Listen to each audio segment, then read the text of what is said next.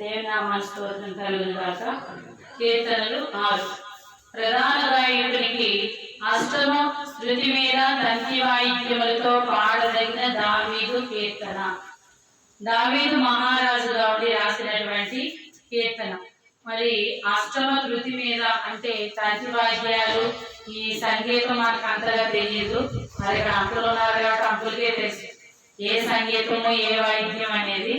అంటే ఒక పాట పాడుతున్నాం అన్నప్పుడు చెప్తారన్నమాట, శృతి ఏంటి, లయ ఏంటి, ఏంటి అంటే ఏవో చెప్తూ ఉంటారు కదా కీప్యాడ్లోవి. అంటే ఇక్కడ ప్రధాన గాయకునికి దేవునికి స్తోత్రం కలుగును గాక. మన దేవాది దేవుడు ప్రధాన గాయకుడు. మనం గాయకులమైతే, గాయకురాంధ్రమైతే మన దేవుడు ఎవరండి? ప్రధాన గాయకుడు. ప్రధాన గాయకునికి ఒక కీర్తన సమర్పిస్తున్నాడు దావీదు మహారాజు. మనము పాట పాడమంటే ఎవరైనా నేనేం పాడను నాకు ఏ పాట వచ్చు. ఒక అమ్మాయికి అసలు పాటలు రావడం, ఎప్పుడు పాట పాడమంటే నేనేం పాడను ప్రభా ఎప్పుడు నన్ను పాట పాడమంటున్నారు అని అడుగుతుంటే దేవుడు అన్నాడంట, నువ్వేం పాడాలనుకుంటా పాడండి. ఏ పాట పాడను, ఏమని పాడను, యేసయ్య సులువి చూడగా కన్నీరు పొంగుచుండగా, యేసయ్య సిలువ చూడగా కన్నీరు పొంగుచుండగా.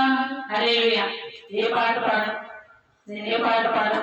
యేసయ్య సిలువ చూస్తుంటే అసలు పాట కాదు కదా, నా కళ్ళంపడి నీళ్ళు వచ్చేస్తుంది అన్నటువంటి ఆ భావననే ఒక పాటగా తీసుకున్నాను. దేవునికి స్తోత్రం. చాలా మంది వారి జీవితాల్లో జరిగిన సంఘటనలే పాటలుగా మన ముందుకు వస్తున్నాయి. ఇక్కడ దావీదు తన జీవితంలో జరిగిన సంఘటనలే మన ముందుకి పాటగా వచ్చింది. 6వ కీర్తన మొదటి చరణం చూస్తే, యెహోవా నీ కోపము చేత నన్ను గద్దింపకు, నీ ఉగ్రతతో నన్ను శిక్షింపకు. దేవునికి స్తోత్రం. పిల్లలు ఏదైనా తప్పు చేశారు అనుకోండి, తండ్రి దగ్గరికి వెళ్తున్నాడు, భయపడతారు. ఎందుకని?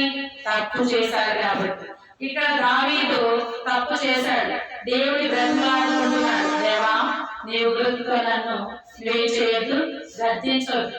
నువ్వు గద్దిస్తే నేను భయపడిపోతాను ఆయన, అంతేకాదు నువ్వు శిక్షిస్తే నేను ఎందుకు కాకుండా పోతాను ప్రభా అని బ్రతిమలాడుకుంటూ ఏ స్థితి వరకు వెళ్తున్నాడంటే మొదలు పెట్టాడు, నువ్వు నన్ను తిట్టనంటే ఒక మాట చెప్తా, నువ్వు నన్ను తిట్టనంటే ఒక మాట చెప్తా అన్నట్టు పిల్లలు వస్తా ఉంటారు. అలాగే దేవుడి దగ్గర ఏమని వెళ్తున్నాడు, దేవా నువ్వు నన్ను గద్దించు. అంతేకాదు, అంటే గద్దించడం అంటే గట్టిగా అరవడం. రెండవది ఏంటంటే శిక్షించు. ఎందుకంటే నేనేం చేశానంటే ఇప్పటికే నేను చేసిన పాపం చేత నేను కృషించిపోయాను, నేను కృంగిపోయానయ్యా. నా కృంగిన వేళలో నువ్వు గద్దిస్తే ఇంకా కృంగిపోతా, నువ్వు శిక్షిస్తే అసలు నువ్వే నాకు సహాయం చేస్తావని అనుకుంటూ వస్తున్నాను కదా, మరి అది నువ్వు కూడా చేయకపోతే నేనేమైపోతాను ప్రభా. నిజమేనండి, పిల్లలు ఏదైనా తప్పు చేస్తున్నప్పుడు ప్రేమగా వారిని దగ్గరకు తీర్చుకుని వాళ్ళు చేసిన తప్పు మనకు చూపించే ప్రేమ ద్వారా వారు చెప్తారట. మనం చూపించే ప్రేమను బట్టి మరి ఏం తప్పు చేస్తారో ఆడకుండానే చెప్తారట. అలా కాకుండా నువ్వేం చేస్తావో చెప్పవా అంటే ఒక తప్పు చేస్తే ఆ తప్పును కప్పి ఇంకొక తప్పు చెప్పడం మొదలు పెడతారు. అందులో కాబట్టి మొట్టమొదటిగా బ్రతిమలాడుకుంటున్నాడు. మనము కూడా మన యేసయ్యని బ్రతిమలాడుకోవాలి, దేవా నేను పాపినయ్యా. అంటే దావీదు రాసిన కీర్తన ద్వారా మనం ఏం నేర్చుకోవాలి? దావీదు ఏమైపోయాడంటే ఇక్కడ కృషించిపోయాడట. నన్ను కరుణించయ్యా, నా ఎముకలు అదులుచున్నాయ్యా, నన్ను బాగు చేయి ప్రభా, నా ప్రాణము బహుగా అదులుచున్నది. ఎప్పుడు నాకు భయమే, ఏ సందర్భంలో ఏం జరుగుతుందా అని భయం. ఎందుకు నాకు భయం అంటే నేను రాజుగా ఉన్నానయ్యా, అనేక రాజ్యాల మీద నేను దండెత్తానయ్యా, అనేక రాజ్యాల మీద నేను దండెత్తాను. ఏ రాజ్యం నా మీదకి దండయాత్ర చేస్తుందో నాకు తెలియదయ్యా. నా ఎముకలన్నీ ఏమవుతున్నాయి? అదిరిపోతున్నాయి. ఎముకల కోసమే ఎందుకు చెప్పాడంటే దేవుడు మనకు ఎముకలు అంటే బోన్స్ 80% బలాన్ని ఇస్తాయట. కొన్ని సందర్భాల్లో మనం తిండి తినకపోయినా మనకి శక్తి వస్తుంది అనుకుంటున్నాం కదా, అవి ఎముకల నుంచి వచ్చే బలమే. అందుకే చూడండి, మోకాళ్ళ నొప్పులు కానీ ఆ నొప్పులు ఈ నొప్పులు ఏమన్నా చెప్తే ఏం తినమంటారు? బోన్స్ సూప్ తాగండి అని చెప్తారు. అంటే ఎప్పుడైతే ఈ ఎముకలు పటిష్టంగా ఉంటున్నాయి, అది అంటున్నాడు, పటిష్టంగా ఉన్నటువంటి ఎముకలే అదృస్తున్నాయి. ఇప్పుడు ఇల్లంతా బాగా ఉండి ఇల్లుకి పిల్లర్స్ ఉంటాయి కదా, పిల్లర్స్ పాడైపోతే ఇల్లు ఎంత అందంగా ఉంటే ఉపయోగం? అందుకే అంటున్నాడు, దేవా నా ఎముకలు అదృస్తున్నాయ్యా, నా ప్రాణం ఏమైపోయింది? బహుగా అదృష్టుడు ఆయన. ఎక్కడి నుంచి నాకు కష్టం వస్తుందో, ఏ దేశం నుంచి నాకు విపత్తు వస్తుందని భయం చేత నేను నీ వద్ద ఉన్నానయ్యా, నువ్వు నన్ను గద్దించుడయ్యా. మీరందరూ నా మీద దండెత్తి వచ్చినా నాకు భయం లేదయ్యా, నీవు నా పక్షంగా ఉండగా. అందుకే ఏమనుందండి, యెహోవా నా పక్షం ఉండగా నాకు విరోధి ఎవరు? 100 మంది విరోధులు రావచ్చయ్యా, 100 దేశాలు నా దేశం మీద దండెత్తొచ్చు, కానీ నువ్వు నాకు విముఖుడు అయి ఉండొద్దయ్యా. నువ్వు నా పక్షానంటే నేను బలవంతుడు. గిద్యోను బలం సరిపోలేదని ఒక పక్క నుండి దాకుని పని చేసుకుంటున్నప్పుడు దేవుడి యొక్క దూత ఏమన్నా తెలుస్తుంది, పరాక్రమము గల ధనాఢ్యుడా, యెహోవా నీకు తోడై ఉన్నాడు, ఎందుకు నువ్వు అక్కడ దాక్కుంటున్నావు? నువ్వు వెళ్ళు, కార్యము చేయవాడు ఆయనే. దేవునికి స్తోత్రం. కాబట్టి ఇక్కడ దేవుడు మన పక్షంగా ఉంటే మనకి విరోధులు ఎవ్వరూ లేరండి. ఒకవేళ విరోధులు మన మీదకి వచ్చిన, ద్వితీయోపదేశకాండం 28లో ఒక మాట ఉంది, నీ మీద పడిన శత్రువులు నీ మీదకి ఒక త్రోవన వస్తే నేను వారిని 7 త్రోవలు పారిపోచేస్తాను. కాబట్టి వాళ్ళు ఒక దండయాత్ర చేసుకుంటూ ఒక 30 మంది వచ్చారో 40 మంది వచ్చారు, వచ్చి మన మీద వారి దాడి చేయాలని చూస్తున్నప్పుడు దేవుని యొక్క ముద్రత వారి మీద రాగానే వాళ్ళు ఎటు పరిగెట్టాలో తెలియక 7 దిక్కులు పారిపోయారు. దేవునికి స్తోత్రం కలుగును గాక. కాబట్టి ఇక్కడ ఒక మాట ఉందండి, 6వ వచనంలో, నేను మూలుగుచు అలసి ఉన్నాను, ప్రతి రాత్రియు కన్నీరు విడుచుచు నా పరుపు తయారు చేస్తున్నాను. కన్నీరు ఎప్పుడు వస్తుందండి? బాధలో ఉన్నప్పుడు వస్తుంది. ఇంకొకటి వస్తుందండి, తప్పు చేసినప్పుడు వస్తుంది. తప్పు చేసినప్పుడు వస్తుంది, బాధలో ఉన్నప్పుడు వస్తుంది.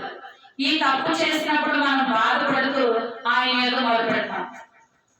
అంటే ప్రతి రాత్రి నేను ఏం చేస్తున్నానంటే, నేను చేసిన తప్పులన్నీ నేను జ్ఞాపకం చేసుకుని, అయ్యో నేను దేవుని యొక్క సేవకుడే, దేవుడు ఏర్పాటు చేస్తున్నాడే, ఇంత అర్హత నాకు ఆయన ఇచ్చాడే, ఆయన పేరు నేను ఎందుకు పాటు చేసేసానని రోజు ఏడుస్తున్నాడట. దేవునికి స్తోత్రం కలుగును గాక. ప్రతి రాత్రి కన్నీరు విడిచుచు నా పరుపు తయారు చేస్తున్నాను. అర్థం చేసుకోండి, పరుపు తేలేంత విధంగా ఏడుస్తున్నాడంటే ఇంకా మూలుగుచున్నాడు. ఏ విధంగా అంటే మూలుగు తప్పేమీ రావట్లేదు. కొన్ని సందర్భాల్లో ప్రార్థన కూడా రాదండి, కొన్ని సందర్భాల్లో ప్రార్థన కూడా రాదు. ఎందుకు రాదంటే ఇంకా అలసిపోయి ఉంటాము, శ్రమ ఎక్కువైపోయి ఉంటుంది. అప్పుడు మనము ముందు కాలం అంతా ప్రార్థన చేసి చేసి అలసిపోయాం, ఇప్పుడు మనకు ప్రార్థన రావట్లేదు. అప్పుడు మనకు ఒక సహాయకుడు ఉన్నాడు. రోమాపత్రిక 8వ అధ్యాయము 26వ వచనం చూడండి. రోమీయులకు రాసిన పత్రిక 8వ అధ్యాయము 26వ వచనం. అటువలే ఆత్మయు మన బలహీనతను చూసి సహాయం చేయుచున్నాడు. ఏలయనగా మనము యుక్తముగా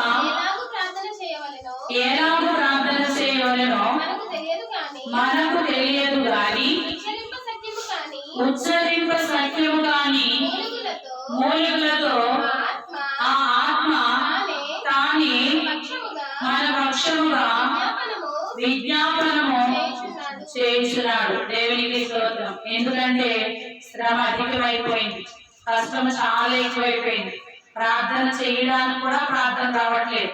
అంటే ఎముకలు అదిరిపోయింది, అసలు ఇంకా నిలబడలేని స్థితి, కూర్చోలేని స్థితి, పండుకోలేని స్థితి, వేదన ఉంది, దుఃఖం ఉంది, కానీ ప్రార్థన చేయలేకపోతున్న స్థితిలో మనమంట ఒక సహాయవాడు వచ్చాట.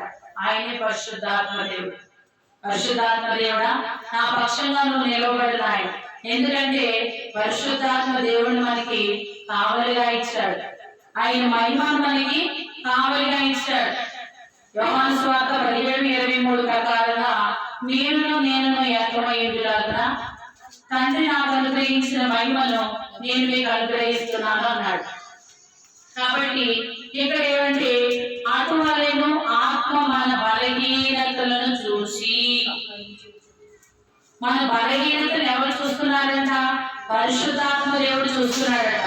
అరే రోజు ఈ సమయం అయ్యేటప్పటికి ఈ బిడ్డ ప్రార్థన చేసేది కదా, రోజు ఈ సమయం అయ్యేసరికి ఈ కుమారుడు ప్రార్థన చేసేవాడు కదా, ఈ రోజు ఎందుకు ప్రార్థన చేయట్లేదు అని తేరి చూస్తే మన బలహీనత పరిశుద్ధాత్మ దేవునికి కనిపించిందంట. దేవునికి స్తోత్రం. అప్పుడు పరిశుద్ధాత్మ దేవుడు మనకేం చేస్తున్నాడట? సహాయం చేస్తున్నాడు. మన సహాయం ఏంటో తెలుసండి, ఒకానొక సందర్భంలో నాకు ఒక భయంకరమైన శ్రమ వచ్చిందండి. ఆ శ్రమ వచ్చినప్పుడు నేను ఒక్కడే అన్నా, ప్రభా నాకు ఎవరి దగ్గర నుంచి ఏం వద్దురా నాయన, నా దగ్గరుండి మోకరించి కన్నీళ్ళు విడిచి ప్రార్థన చేసేవారు నాకు కావాలి నాయన, నాకు ప్రార్థన చేసేవారు కావాలి ప్రభా అనుకోలేదా. ఎప్పుడైతే నేను ఆ సందర్భంలో ఏడ్చి, అంటే ఆ సమయంలో వచ్చి నీకు ఇద్దరు అభ్యస్తానంటే మన శ్రమ తొలగిపోదు, నీకు నేను తోడుగా ఉంటానంటే తొలగిపోదు. మనతో పాటు ఉండి కన్నీటి ప్రార్థన చేసేవాళ్ళు కావాలి. ఈ పరిశుద్ధాత్మ దేవుడు ఏం చేస్తున్నాడంట? మనకి మన వైపు చూస్తే, ఇప్పుడు చూడండి మన ఫ్రెండ్స్ ఉన్నాం, రోజు ఉండే ఫ్రెండ్స్ ఎలా ఉంటారో మనకు తెలుసు. ఒక రోజు మూడాఫ్లో ఉన్నారు అనుకోండి, ఏమైనా అలా ఉన్నామో అని అడుగుతాం. అప్పుడు ఏం లేదంట, ఏం లేదు ఏదో ఉంది చెప్పు. ఫ్రెండ్స్ ఎలాంటి వాళ్ళు తెలుసండి, చెప్పే వరకు ఊరుకోరు. మరీ ఎక్కువ ప్రేమ చూపిస్తే ఏం చేస్తారు, అయితే ఏదో ఉంది అంటే. కొన్ని సందర్భాల్లో ఎవరికి చెప్పుకోలేని ఫ్రెండ్స్ చెప్పుకుంటారు అని అడుగుతారు. మరి మన ఫ్రెండ్, మన స్నేహితుడు ఎవరు? పరిశుద్ధాత్మ దేవుడు. పరిశుద్ధాత్మ దేవుడు అసలు మనం అడగకుండానే మన బలహీనతలు చూశాడట. మన బలహీనతలు చూసి ఏమయ్యింది అని, మనం ఏమైతే ప్రార్థన చేయాలో మన కోసం మనలో ఉండి ప్రార్థన చేస్తున్నాడట. ఎలా అంట? చెప్పనా సఖ్యము గాని మూలుగులతో. అర్థం కావట్లేదు. అలా ఎవరు చేశారో తెలుసండి ప్రార్థన? అన్నా ప్రార్థన చేసింది. దేవునికి స్తోత్రం కలుగుగాక. సమూయేలు గ్రంథం, మొదటి సమూయేలు 1వ అధ్యాయము 14, 15, 16 వచనం. ఎంతవరకు నీవు మత్తురాలివై ఉందువు, నీవు ద్రాక్షరసమును నీ యొద్ద నుండి తీసివేయమని చెప్పగా అన్న అది కాదు నా ఏలినవాడా, నేను మనోదుఃఖము గల దానినై ఉన్నాను, నేను ద్రాక్షారసమునైనను మద్యమునైనను పానము చేయలేదు గాని నా ఆత్మను యెహోవా సన్నిధిని కుమ్మరించుకొనుచున్నాను. నీ సేవకురాలనైన నన్ను పనికిమాలిన దానిగా ఎంచవద్దు. అత్యంతమైన కోప కారణమును బట్టి బహుగా నిట్టూర్పులు విడుచుచు నాలో నేను దీన్ని చెప్పుకొనుచుంటిదని. హల్లెలూయా. ఎంత అంటండి మనోదుఖం, మనోవిచారం. నేను అంటే అన్నా దేవుని మందిరంలోకి వచ్చి, ఎందుకంటే ఏటేటా వస్తుంది, అంటే సంవత్సరం వస్తుంది, సంవత్సరం వచ్చి ప్రార్థన చేస్తా ఉంది. కానీ ఈ సంవత్సరం ఏమైపోయిందంట? బాధ అధికమైపోయింది. ఎందుకని? సంవత్సరాలు అయిపోతున్నాయి, సంవత్సరాలు గడుస్తున్నాయి. ఇవన్నీ చూసి ఇంకా చాలా దుఃఖం వచ్చేసింది, చాలా నిట్టూర్పు వచ్చేసింది.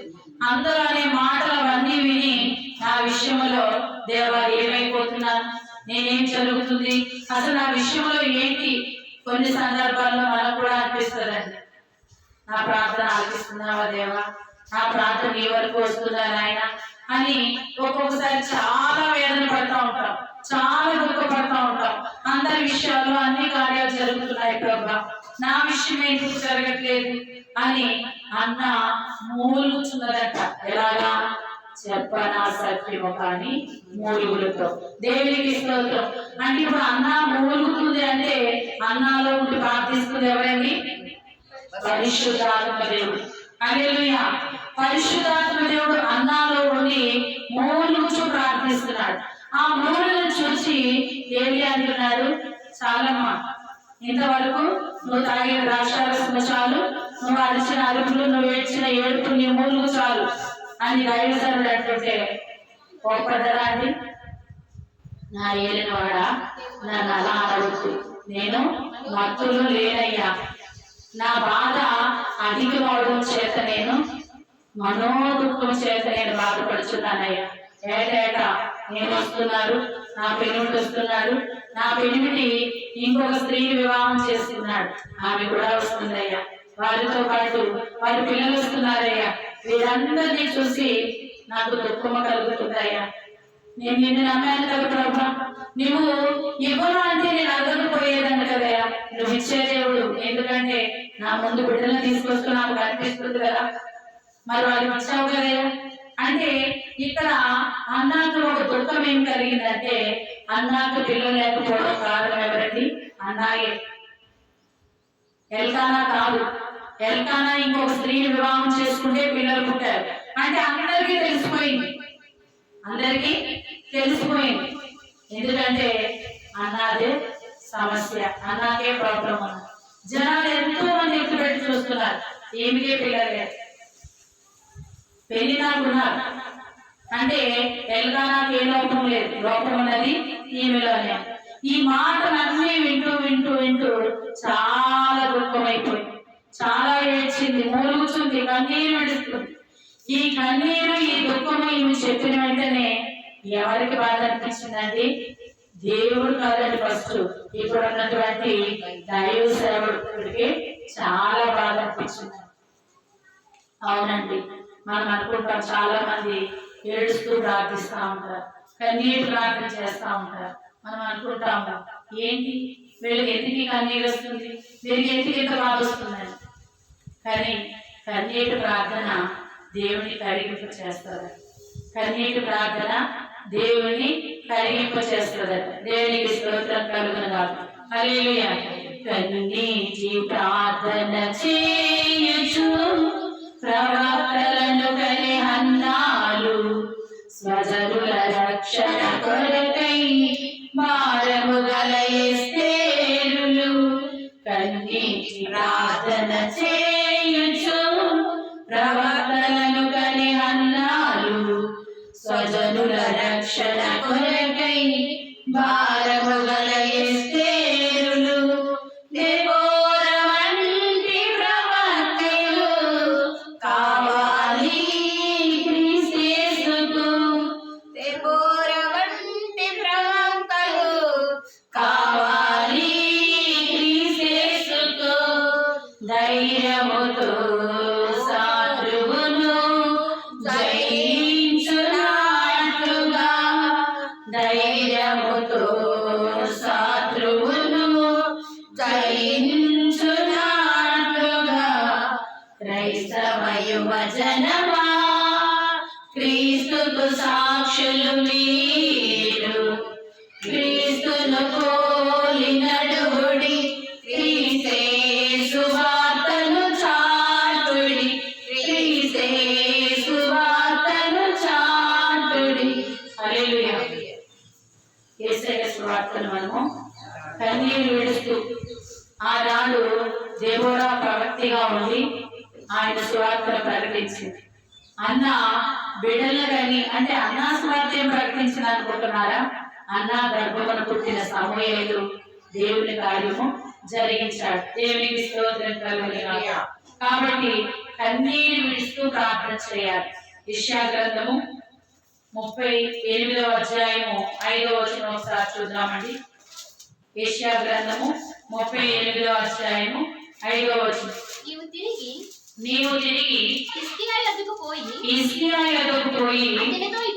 అతనితో ఇట్లనము, నీ పితరుడైన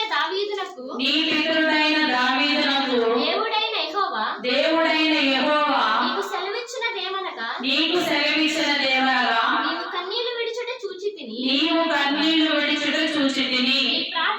నీ ప్రార్థన నేను అంగీకరించి ఉన్నాను. దేవునికి స్తోత్రం కలుగునుగా. కన్నీటి ప్రార్థన ఏమైందంటండి, మరణమును ఆపివేసి 15 సంవత్సరాల ఆయుష్ను పెంచింది. ఈ కన్నీటి ప్రార్థన ఈ దినమందు మనలో ఉందా? మనకు ఆటంకాలు ఉన్నాయా? ఇబ్బందులు ఉన్నాయా? ప్రాణాపాయ పరిస్థితులు ఉన్నాయా? ఏమున్నాయి? అవన్నీ కూడా కన్నీటి ప్రార్థనతో మార్చబడటం. హిజ్కియా గోడ తట్టు తిరిగాడటండి. అంటే జనులు ఎవ్వరూ కనిపించట్లేదు. గోడ అంటే నాకు ఏ ఆధారం లేదయ్యా, ఇలా చూస్తే నాకు ఎవ్వరు ఆధారం కల్పించట్లేదయ్యా, నువ్వే నా ఆధారం ప్రభా, నువ్వే నా ప్రాణం వేసేయాలి. కన్నీరు విడిచి ప్రార్థన చేస్తున్నప్పుడు ఆ ప్రార్థన ఇక్కడ చూడండి. నీ పితరుడైన దావీదునకు దేవుడైన యెహోవా నీకు సెలవిచ్చిన దేవనగా. పితరుడు ఎవరంటండి? దావీదు. మనం ఎక్కడి నుంచి వెళ్ళామండి? దావీదు కీర్తన నుంచి వెళ్ళాం. దావీదు ఎంతగా ఏడ్చాడట? పరుగు తేలేంట. ఇక్కడ అన్న ఎలా ఏడ్చిందట? మూలుగుచు మనోదుఖము కలిగి ఏడ్చిందట. ఇక్కడ ఈయన ఏడుస్తున్నాడంటే నీళ్లు విడుస్తున్నాడట. రబ్బా, ఒక్కసారి నీవు నన్ను జ్ఞాపకం చేసుకోవాలి, నీవు నన్ను జ్ఞాపకం చేసుకో, నా పాపములన్నీ క్షమించు, నా అతిక్రమములన్నీ నీవు క్షమించు. నీవు నన్ను క్షమిస్తే నేను బ్రతికేస్తానయ్యా, నీవు నన్ను ఆదరిస్తే నేను బ్రతికేస్తాను ప్రభా. నీవుంటే నాకు చాలు నాయన, నీవు లేకపోతే ఈ లోకంలో నాకు ఏమీ వద్దయ్యా. నీవుంటే నాకు చాలు యేసయ్యా, నీవెంటే నేను ఉంటానేసయ్యా, నీవుంటే నాకు చాలు యేసయ్యా, నీవెంటే నేను ఉంటానేసయ్యా. నీ మాట చాలయ్యా, నీ చూపు చాలయ్యా, నీ తోడు చాలయ్యా, నీ నీడ చాలయ్యా.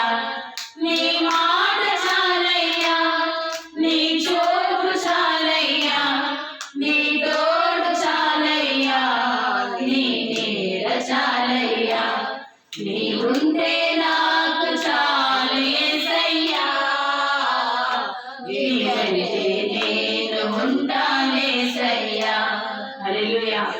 నీవుంటే నాకు చాలు ప్రభా, నీవుంటే నాకు చాలు. అందుకే కొన్ని సందర్భాల్లో ప్రభా నీవు నా చేయి పట్టుకోవా, నేను నీ చేయి పట్టుకుంటే నాకు కలిగిన అపాయం బట్టి నేను వదిలేస్తానేమో ప్రభా, నీవు నన్ను చేయి పట్టుకుని నడిపించయ్యా.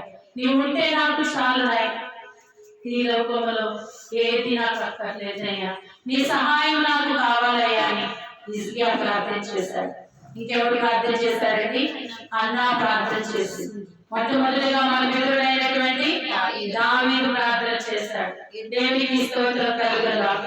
కన్నీటి ప్రార్థన, కన్నీటి ప్రార్థన పరిస్థితుల్ని మారుస్తుంది. బైబిల్ గ్రంథంలో కన్నీటికి అసలు కన్నీరు అంటేనే ఆయన, ఆయన అంటేనే కన్నీరు. అది ఎవరంటే ప్రవక్త అయినటువంటి యిర్మీయా. కన్నీరు ప్రార్థన చేశాడట. కానీ ఒక విషయం చెప్పనండి, ఒక ఆత్మను కూడా ఆయన రక్షించలేకపోయాడట. ఆయన యిర్మీయా గ్రంథం రాశాడు, విలాప గ్రంథం. అసలు విలాపం అంటేనే ఏడుపు, విలాప వాక్యాలు రాశాడు, ఏడుస్తూ రాశాడు, కన్నీటితో రాశాడు. ఆ దుఃఖములకు కారణం ఏంటంటే ఆయన పని చేశాడు. కాకపోతే దేవా, ఒక ఆత్మనైనా నేను రక్షించలేకపోయానయ్యా, ఒక ఆత్మనైనా నేను రక్షించలేకపోయానయ్యా. కానీ దేవుడి పని చేశాడు యిర్మీయా. ఎప్పటి నుంచి? బాల్యదినం నుంచి. కాబట్టి కన్నీటి ప్రార్థన చేస్తున్నాడు. ఇక్కడ ఎందుకు బట్టి అసలు ఈ కన్నీటి ప్రార్థన వస్తుందంటే పాపములో పడిపోయినటువంటి దావీదు, పాపములో పడిపోయినటువంటి హిజ్కియా. ఈ పాపములు ఒప్పుకుని విడిచిపెట్టాలి. దేవునికి స్తోత్రం కలుగునుగాక. మొదటి రాజులు 8వ అధ్యాయము 35వ వచనం.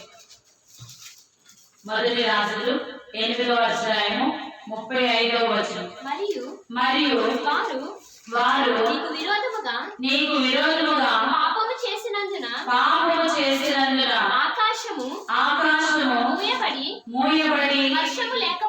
వర్షము లేకపోగా నీవు నీవు వారిని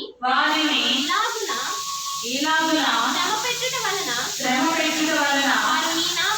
వారు నీ నామమును ఒప్పుకొని తమ పాపములను విడిచి ఈ స్థలము తట్టు తిరిగి ప్రార్థన చేసిన ఎడల నీవు ఆకాశమందు విని నీ దాసులైన ఇశ్రాయేలీయులకు ఈ జనులు చేసిన పాపమును క్షమించి వారు నడవవలసిన సన్మార్గమును వారికి చూపించి నీ జనులకు నీవు స్వాస్థ్యముగా ఇచ్చిన భూమి మీద వర్షము కురిపింపుము. దేవునికి స్తోత్రం కలుగును గాక. హల్లెలూయా, హల్లెలూయా. అంటే అక్కడ ఏమైందండి? వర్షము కురవడం ఆగిపోయింది. వర్షము ఎందుకు కురవకుండా ఆగిపోయిందంటే వారి పాపం అంట అధికమైపోయింది. వారి పాపం అధికమైపోయిన తర్వాత వర్షము లేకపోతే పంట లేదు, పంట లేకపోతే వీళ్ళకి ఆహారం లేదు. మానవుడు ఎప్పుడు లొంగుతాడో తెలుసా అండి? శరీరము బలహీనమైన, చేతిలో డబ్బులు పోయిన, ఒకటి ధనమన్నా పోవాలట, ఇంకొకటి ఆరోగ్యమైన పోవాలట. ఈ రెండు పోతే, ఈ రెండిట్లో ఏదో ఒకటి పోతేనే మొట్టమొదటిగా బెండ్ అవుతాడు. లేదంటే అంతకుముందు వరకు ఏం చెప్తారు తెలుసా? నా కాళ్ళు నొప్పండి, నేను ఇంత దూరం నడవలేనండి అంట. బలహీనత ఎప్పుడైతే వచ్చిందో అసలు మాట్లాడడానికి వీలు లేకుండా అది ఆగిపోయింది. ఒకసారి దేవునికి స్తోత్రం. ఎప్పుడైతే బలము లేకుండా అయిపోయిందో అప్పుడు వీరు ప్రార్థిస్తున్నారట. ఏమని? అయ్యా పంట లేదయ్యా, పొలము లేదయ్యా. ఎందుకు లేదయ్యా? నీరు రావట్లేదయ్యా, వర్షం కురవట్లేదయ్యా అని వారు మొరపెడుతున్నారు. దేవునికి స్తోత్రం కలుగును గాక. హల్లెలూయా. వారి మొర దేవుడు ఎక్కడి నుంచి విన్నాడంట? ఆకాశమందు విని నీ దాసులైన ఇశ్రాయేలీయులకు ఈ జనులు చేసిన పాపములు క్షమించి. దేవునికి స్తోత్రం కలుగును గాక. ఇశ్రాయేలీయుల యొక్క దోషములు, పాపములు క్షమించి దేవుడు వారిని కనికరిస్తున్నాడు. మరి ఈ దినమందు మనము చేసిన పాపములు ఆయన క్షమించడా? మన అతిక్రమాలు క్షమించడా? హిజ్కియా పాపమును దేవుడు క్షమించాడు. దావీదు యొక్క పాపమును దేవుడు క్షమించాడు. ఇంకెవరున్నారండి? అన్న ఏమి చేసిందో దేవుని మహిమార్థమైనటువంటి కార్యం అది మూలుగుచుంది. దీనికి మూలవాక్యము ఒక్కటే. పరిశుద్ధాత్మ దేవుడు మనకి సహాయకుడుగా ఉన్నాడు. దేవునికి స్తోత్రం కలుగును గాక. ఒక్కొక్కసారి అనుకుంటాం, నేను ఒక్కదాన్నే ఉన్నాను కదా, నా వల్ల ఇది అవుతాదా, నేను ఇది చేయగలిగినా? కాదండి, పరిశుద్ధాత్మ దేవుని యొక్క సహాయము కోరాలి. అసలు ఇంకొకటి ఏంటంటే, రోమీలకు రాసిన పత్రిక ప్రకారంగా అసలు కోరనే అవసరం లేదట. మన బలహీనతను అటువలనే ఆత్మయో మన బలహీనతలను ఎరిగి మనకు సహాయము చేయుటకు మన పక్షముగా చెప్పనా సఖ్యముగాని మూలుగులతో విజ్ఞాపన చేస్తున్నాడు. దేవునికి స్తోత్రం కలుగునుగా. కొన్ని సందర్భాల్లో కొంతమంది వారి సమస్యలు చెప్పాల్సిన అవసరం లేదండి. మనం ప్రార్థిస్తాం, విజ్ఞాపన ప్రార్థన చేస్తూ ఉంటాం. కాబట్టి ఈ దినమందు దేవుడు మనతో మాట్లాడుచున్నాడు. పరిశుద్ధాత్మ దేవుడు మీకు సహాయంగా ఉంటాడట. దేవదూతలు అంటే అసలు దేవుడు ఎంత గొప్ప దేవుడు అంటే, పరిశుద్ధాత్మ దేవుడిని సహాయంగా ఇచ్చాడు, మహిమనిచ్చాడు, ఆయన దేవదూతలను కూడా ఇచ్చాడు. మనమే ఉపయోగించుకోవట్లేదండి. మనమే తెలియక, కొంతమంది తెలిసి. నేను చాలాసార్లు చెప్తాను, అరుణమ్మ చెప్తా ఉంటారు, గవర్నమెంట్ సెక్టర్లో చాలా జీవోస్ ఉన్నాయి, కొంతమంది తెలియక వాటిని ఉపయోగించుకోవట్లేదండి. మనకు కూడా ఈ గ్రంథములో చాలా ఉన్నాయండి. మనం వాటిని ఉపయోగించుకుని దేవుని సన్నిధిలో అడగాలి. ప్రభువా, అన్నా మూలిగి ప్రార్థన చేసిందయ్యా, నువ్వు ఆలకించావు. హిజ్కియా గోడ తట్టు తిరిగి ప్రార్థించాడు. అయ్యా, గోడ అంటే ఏంటో తెలుసండి? సహాయం ఎక్కడి నుంచి రాదు నాకు, ఇంకా దెర్ ఈస్ నో హోప్స్, నాకు హోప్స్ లేవయ్యా, కానీ నా అండ, నా బండ నీవే. నీ గోడలను విశాలపరిచేవాడు ఎవరు? దేవుడే. నీ సరిహద్దులను విశాలపరిచేవాడు దేవుడు. మరలా కట్టించేవాడు కూడా ఆయనే. మీకా గ్రంథం 7వ అధ్యాయము, మీకా గ్రంథము 7వ అధ్యాయము 11వ వచనం చూడండి. నీ గోడలు మరలా కట్టించు దినము వచ్చుచున్నది. అప్పుడు నీ సరిహద్దు విశాలపరచబడును. దేవునికి స్తోత్రం. గోడ తట్టు తిరిగి ప్రార్థిస్తున్నాడు. దేవుడు ఏం చేస్తున్నాడట? గోడని మరలా కట్టిస్తాడట. అంతేకాకుండా ఇక్కడ ఏమంటున్నాడు? నీ సరిహద్దులను ఏం చేస్తాడట? విశాలపరుస్తాడట. ఇట్టి దేవుణ్ణి మనం కలిగి ఉన్న వాళ్ళము ధన్యులమా కాదా? ధన్యులం అన్న వారందరూ హల్లెలూయా చెప్పండి. హల్లెలూయా, హల్లెలూయా. రెండు చేతులు ఉన్న వారందరూ హల్లెలూయా చెప్పండి. హల్లెలూయా. మాట ఇచ్చిన వారందరూ దేవునికి స్తోత్రం చెల్లించండి. హల్లెలూయా. చెవి గలవాడు ఆత్మ చెప్పుచున్న మాట, సంగములతో ఆత్మ చెప్పుచున్న మాట చెవి గలవాడు వినుగాక. అంటే చెవులు లేకుండా ఎవరికి ఉంటాయి? ఉంటాయి. కొంతమందికి దురద చెవులు ఉంటాయంట. కొంతమందికి దురద చెవులు ఉంటాయి. చెడు మాటలు ఎక్కడి నుంచి వినపడుతున్నా, పాపపు పాటలు ఎక్కడి నుంచి వినపడుతున్నా నేరుగా చెవిలోకి వచ్చేస్తాయి. దేవుని మాట, దేవుని బోధ మనకి చెవులకి ఎక్కదు. కానీ ఆత్మీయ చెవులు కావాలి, ఆత్మీయ చేతులు కావాలి. అందుకే నేను చాలాసార్లు పాడతాను. చప్పట్లు కొట్టు చేతులన్ దేవుండు చేసెను. చప్పట్లు కొట్టు చేతులందే ఉండు చేసెను. పడకుండా నిలుచు పాదముల్ పాదముల్ పాదముల్, పడకుండా నిలుచు పాదముల్ దేవుండు చేసెను. వంచగల మోకాళ్ళన్ మోకాళ్ళన్ మోకాళ్ళన్, వంచగల మోకాళ్ళన్ దేవుండు చేసెను. హల్లెలూయా. అంటే స్తుతించే నాలుక, మోకరించే మోకాళ్ళు. అసలు పడకుండా, ఇప్పుడు నేను నుంచున్నాను, నా పాదాలు నాకు సపోర్ట్ చేయకపోతే నేను ఏమైపోతాను? పడిపోతాను. అంటే పాదాలు ఉండడం గొప్ప కాదంటండి, పడకుండా ఉండే పాదాలు ఉండాలంట. చెవులుంటే గొప్ప కాదండి, దేవుని మాట వినే చెవులు ఉండాలట. చేతులుంటే గొప్ప కాదండి, చప్పట్లు కొట్టే చేతులు ఉండాలట. దేవునికి స్తోత్రం. హల్లెలూయా. అందుకే ప్రకటన గ్రంథంలో అన్నిసార్లు రాశాడు, సంగములతో ఆత్మ చెప్పుచున్న మాట చెవి గలవాడు వినుగాక. హల్లెలూయా, హల్లెలూయా. కాబట్టి ఈ దినమందు దేవుడు మన ఎడల బలమైన కార్యాలు చేశాడు. ఒకటి, దావీదు ద్వారా మనతో మాట్లాడి ఉన్నాడు. 2, అన్నా ద్వారా దేవుడితో మాట్లాడి ఉన్నాడు. 3, హిజ్కియా ద్వారా. ఇక్కడ 3 చూస్తే కన్నీటి ప్రార్థన. ఈ 3టికి ఒకటే, కన్నీటి ప్రార్థన. మన శక్తి ఉన్నంతసేపు చేస్తున్నాము, శక్తి లేనప్పుడు నిస్సహాయ స్థితిలో ఉంటే దేవుడేం విడిచిపెట్టడండి. రోమా 8:26 ప్రకారంగా పరిశుద్ధాత్మ దేవుడే మన పక్షంగా వచ్చి విజ్ఞాపన ప్రార్థన చేస్తాడు. కాబట్టి ఈ దినమందు మన జీవితంలో ఎక్కడైనా పడిపోయేమేమో, ఎక్కడైనా తొలగిపోయేమేమో. ఇక్కడ 3 అంశాలండి. దావీదు పడిపోయి ప్రార్థన చేశాడు, హిజ్కియా చెడిపోయి ప్రార్థన చేశాడు, అన్న కావలసింది పొందుకోవడానికి ప్రార్థన చేసింది. కాబట్టి నీకేం కావాలో ప్రభు సన్నిధిలో మొరపెట్టు, విజ్ఞాపన చెయ్యి. దేవా, నీవు నా పక్షం ఉండగా ఏంటయ్యా, నాకు ఎంతో మంది నాయన నన్ను దూషిస్తున్నారు, ఆ దూషణ నాకు వస్తుంది అనుకోవట్లేదు. వాళ్ళు దూషించేటప్పుడు నీ దేవుడు ఏమైనా నన్ను అడుగుతున్నారయ్యా, నీ దేవుడు ఏమైనా నన్ను అడుగుతున్నారు, నేను ఏం సమాధానం చెప్పాలి ప్రభా అని అన్న మూలుగుతుంది. అన్న మూలుగుని విని ఏలి అయినటువంటి సేవకుడే ఒకంతగా బాధకు గురయ్యాడు. మరి మన కన్న తండ్రి, మనల్ని పెంచిన తండ్రి, మమ్మల్ని పోషిస్తున్న తండ్రి ఆయన బాధపడడా? ఆయన దుఃఖపడడా? యేసు కన్నీళ్లు విడిచాడటండి 2 సందర్భాలు. ఎక్కడ ఎవరైనా చెప్పగలుగుతారా? యేసయ్య 2 సందర్భాల్లో కన్నీళ్లు విడిచాడట. సిలువకు ముందు రోజు ఎక్కడ? ఇంకొకటి ఎక్కడ?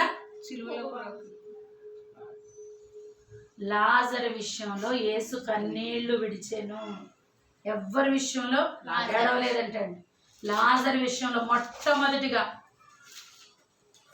యేసు కన్నీళ్లు విడిచినట్టుగా మనం చూస్తున్నాం. దేవునికి స్తోత్రం. ఆయన ప్రార్థన చేశాడు. అనేక సందర్భాల్లో ప్రార్థన చేసి అనేక సందర్భాల్లో ఆయన అనేకమైన కార్యాలు చేశాడు. కానీ లాజరు నిమిత్తం మాత్రమే ఆయన కన్నీరు విడిచినట్టుగా ఉంది. దేవునికి స్తోత్రం కలుగును గాక. హల్లెలూయా. లూకా సువార్త అనుకుంటా.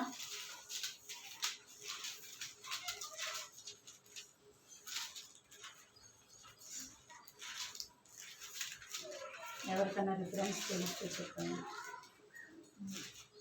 అది లోకస్వార్త 10వ అధ్యాయం 10వ అధ్యాయము 49వ వచనం. 40 మాత్రం ఇది కాదండి.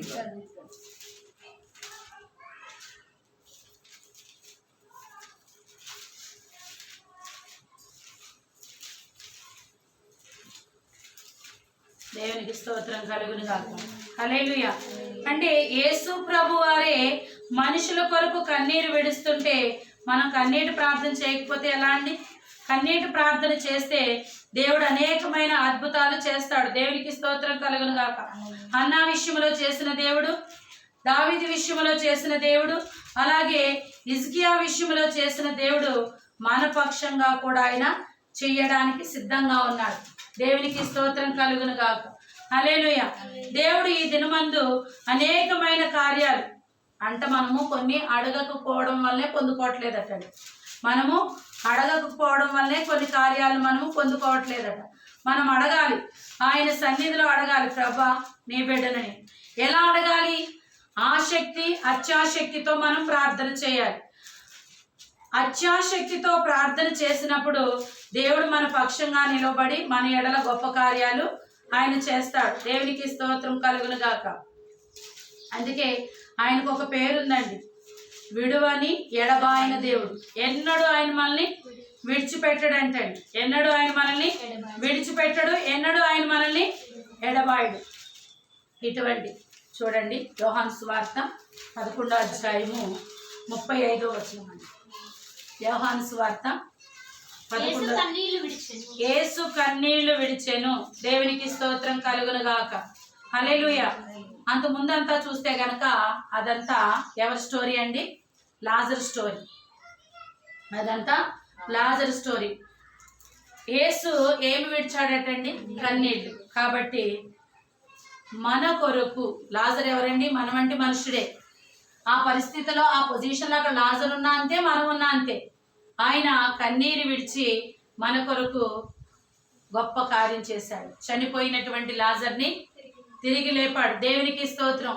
అప్పటికి చనిపోయి మనలో ఉన్నటువంటి ఆత్మీయ స్థితి చనిపోతుందేమో. ఒక్కసారి మనము పరిశీలన చేసుకుందాం. ప్రభా నేను ఎక్కడ పడిపోయానయ్యా, నేను ఏ స్థితిలో పడిపోయానయ్యా? దయచేసి అందరూ మోకరించండి, ప్రార్థన చేసుకుందాం. దేవా నేను ఏ స్థితిలో పడిపోయాను ఆయన, ఎక్కడ పడిపోయాను ఆయన, ఒక్కసారి జ్ఞాపకం చేసుకో తండ్రి.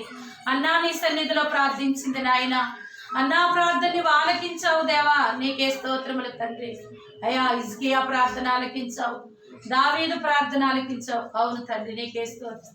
మరి చెప్పబడిన వాక్యం నిమిత్తం మన మధ్యలో ఉన్నటువంటి అరుణమ్మ గారు వచ్చి ప్రార్థన చేస్తారు. చెప్పబడినటువంటి వాక్యం నిమిత్తము మన మధ్యలో ఉన్నటువంటి అరుణమ్మ గారు ప్రార్థన చేస్తారు. దేవునికి స్తోత్రం కలుగును గాక. హల్లెలూయా, హల్లెలూయా, హల్లెలూయా.